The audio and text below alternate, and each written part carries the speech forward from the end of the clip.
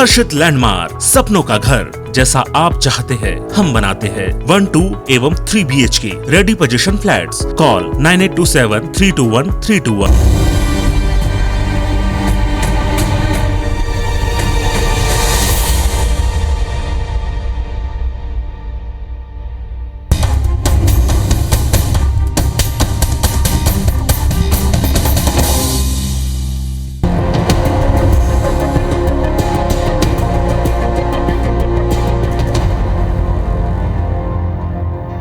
नमस्कार, आप देख रहे हैं IBC 24 और मैं हूं आपके साथ विजेंद्र पांडे। हमारी इस खास पेशकश में आपका बहुत बहुत स्वागत है। मध्य प्रदेश में हो रहे उपचुनावों में सियासी सरगर्मियां देखने लायक हैं। इन उपचुनावों का परिणाम ना तो बीजेपी की सत्ता बिगाड़ेगा और ना ही कांग्रेस की सत्ता बनाएगा।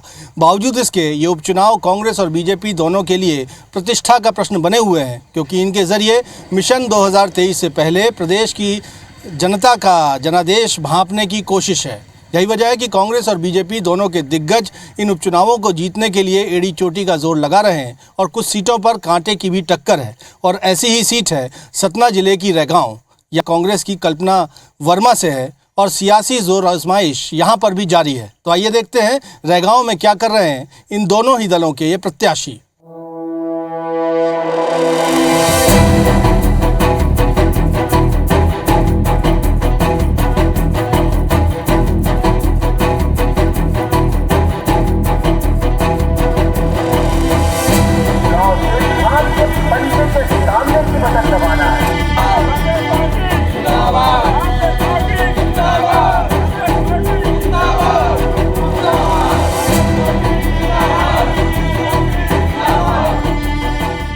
बीजेपी की ओर से प्रतिमा बागरी चुनाव मैदान में है, जिनका मुकाबला कांग्रेस की कल्पना वर्मा से है। बात करें बीजेपी के इस इलेक्शन कैंपेन की, तो इस वक्त आप देख सकते हैं कि बीजेपी की प्रत्याशी प्रतिमा बागरी डोर टू डोर पहुंच रही हैं। ग्रामीण अंचल है ये, खासतौर पर ग्रामीण बहुल विधानसभा क्षेत्र है और यहाँ पर डोर टू डोर जनसंपर्क जो है बीजेपी प्रत्याशी प्रतिमा बागरी का चल रहा है। इस वक्त हमारे साथ प्रतिमा जी हैं।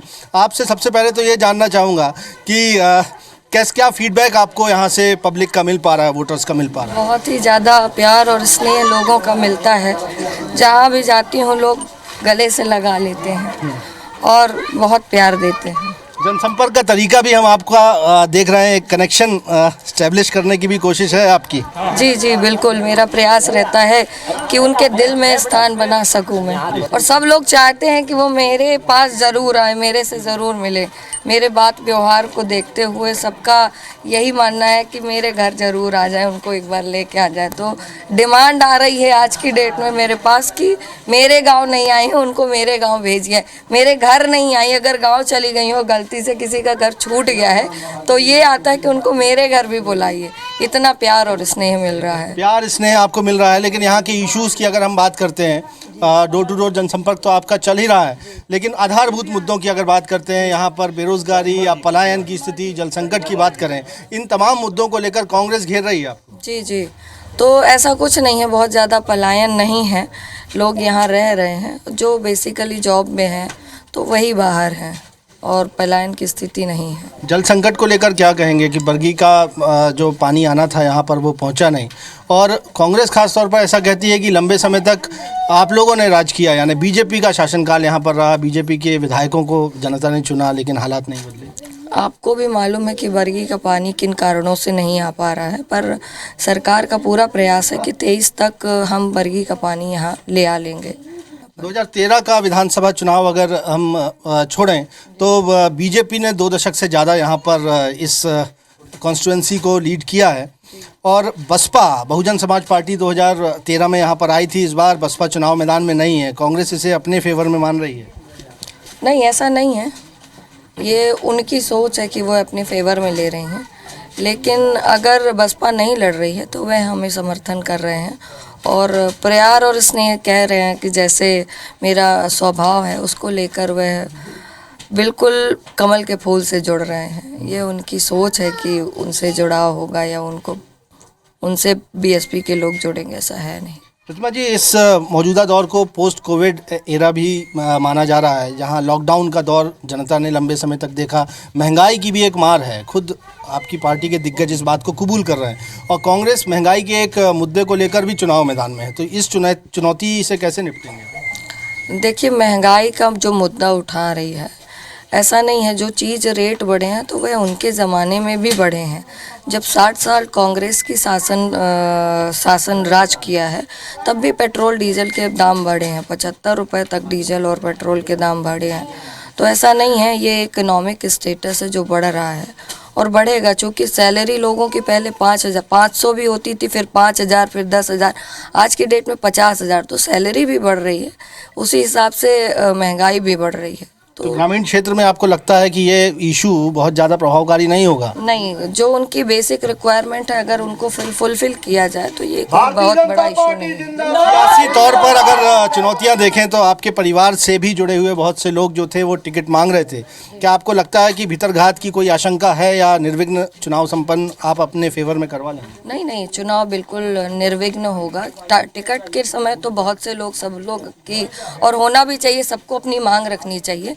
लेकिन जब निर्णय हो जाए तो उसका समर्थन सब लोग बिल्कुल तहे दिल से कर देते हैं, और आज की डेट में सभी समर्थन कर रहे हैं और घूम भी रहे हैं, प्रचार प्रसार भी कर रहे हैं। 30 तारीख नज़दीक है, क्या आपको दिख रहा है और दावा क्या है आपका? 100% हम लोग चुनाव जीतेंगे। बहुत बहुत शुक्रिया। हमने बात की प्रतिमा बागरी, जो कि बीजेपी की टिकट से चुनाव मैदान में है। रैगांव में लगातार जनसंपर्क प्रचार लगातार चल रहा है, और उनका कहना है कि बसपा को लेकर भले कांग्रेस आशान्वित हो और इस बार बसपा का प्रत्याशी ना हो, लेकिन उन्हें जीत नजर आती है। दावा भी ये कह रही हैं कि इस उपचुनाव की जंग में जीत बीजेपी और प्रतिमा बागरी को हासिल होगी। हालांकि देखना होगा कि उन दावों के मुताबिक रैगांव की जनता क्या जनादेश सुनाती है।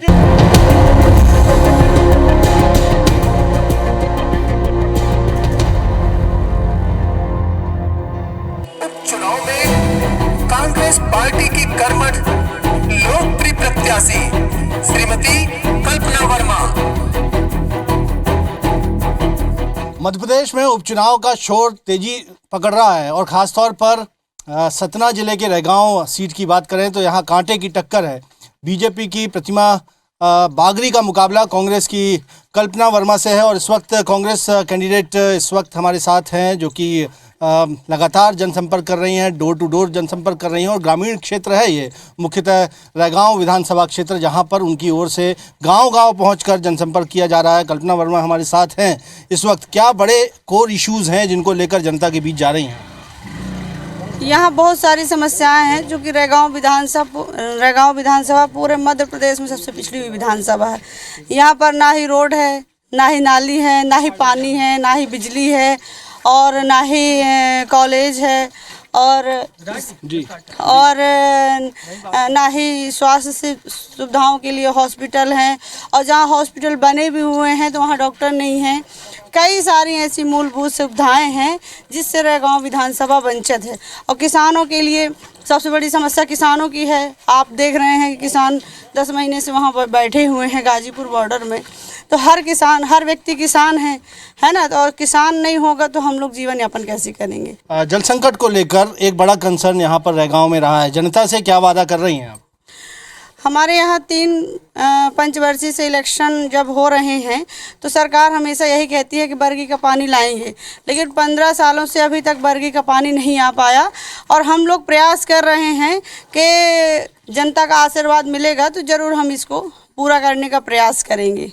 इधर अगर क्षेत्र की बात की जाए, आपके निर्वाचन क्षेत्र की, तो बहुजन समाज पार्टी एक अहम फैक्टर अदा करती थी, इस बार चुनाव मैदान में नहीं है। क्या इसका फ़ायदा आपको मिलने जा रहा है? जी बिल्कुल, वो सारे लोग हमारे साथ हैं।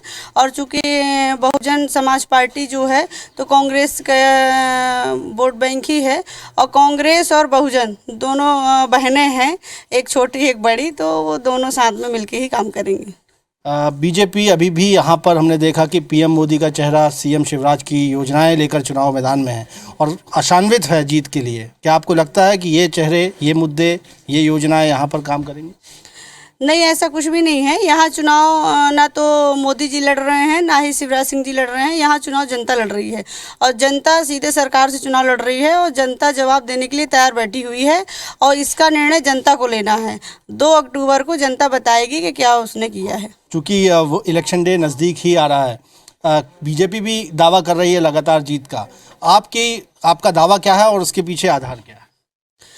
मैं तो जनता के बीच से हूँ और जो जनता का निर्णय है वो मुझे सर्वोपरि है। और जो मैं चुनाव यहाँ कांग्रेस पार्टी से लड़ रही हूँ तो ये मैं नहीं लड़ रही हूँ, क्योंकि जनता ने ही मुझे कहा है कि टिकट आपको मिलना चाहिए। तो जनता की डिमांड पे मुझे कांग्रेस पार्टी ने टिकट दिया है। तो जाहिर सी बात है कि ये जनता चुनाव लड़ रही है, ना ही कल्पना वर्मा लड़ रही है, ना ही और कोई लड़ रहा है। बीजेपी की ओर से लेकिन देखें तो बड़े दिग्गजों की फौज चुनाव मैदान में है। यहाँ पर कमलनाथ जी या अजय सिंह राहुल चुनाव मैदान में है। खासतौर पर जनसंपर्क की अगर बात करते हैं तो ये संख्या बल का एक बड़ा अंतर है। बीजेपी कहती है कि कांग्रेस के पास बड़े चेहरे नहीं बचे जो आकर यहाँ चुनाव प्रचार कर दें। तो बड़े दिग्गज जो बीजेपी के चुनाव प्रचार कर रहे हैं वो मतदाताओं को प्रभावित तो करेंगे। चूँकि हो सकता है कि बीजेपी को अपने संगठन के लोगों के ऊपर भरोसा नहीं है, इसलिए बार बार सीएम साहब हर 2 दिन के बाद आते हैं। यहाँ उनको रुकना भी है, तो हो सकता है उनको अपने कार्यकर्ताओं के ऊपर भरोसा नहीं है। पर हमारे कांग्रेस पार्टी में हमारे वरिष्ठ नेताओं को, हमारे कार्यकर्ता जो मंडल बूथ सेक्टर पर जो लोग बनाए गए हैं उनके ऊपर बहुत भरोसा है और हम लोग उन्हीं के दम पे चुनाव लड़ रहे हैं। 2 लाख से ज़्यादा मतदाता हैं। क्या लगता है आपको कहाँ उनका रुख जाएगा? दावा क्या है आपका 30 तारीख को? 30 तारीख को यही है कि जनता से मैंने भी अपील करी है और जनता ने ही मुझे भरोसा दिया है कि आप सबसे संपर्क करिए, हम आपके साथ हैं और जनता 30 तारीख को बताएगी कि क्या करना है। बहुत बहुत शुक्रिया। हमने बात की कल्पना वर्मा से, जो कि कांग्रेस की कैंडिडेट हैं। रैगांव विधानसभा क्षेत्र में उपचुनाव की जंग लड़ रही हैं और उन्हें उम्मीद है कि रैगांव की जनता उनका साथ देगी। और 3 दशक से यहाँ बीजेपी ने जिस तरह से लीड किया है, प्रतिनिधित्व बीजेपी को मिला है। उनका कहना है कि विकास के मुद्दे पर तमाम वो इश्यूज़ हैं जिनको लेकर जनता के बीच वो जा रही हैं और केंद्रीय मुद्दों का या पीएम मोदी या सीएम शिवराज के चेहरे की बजाय स्थानीय मुद्दों पर चुनाव फाइट करने की बात कह रही हैं। दावा इनकी भी जीत का है, लेकिन देखना होगा कि जनता की ओर से क्या जनादेश सुनाया जाता है। कैमरामैन गणेश विश्वकर्मा के साथ विजेंद्र पांडे, IBC 24 सतना।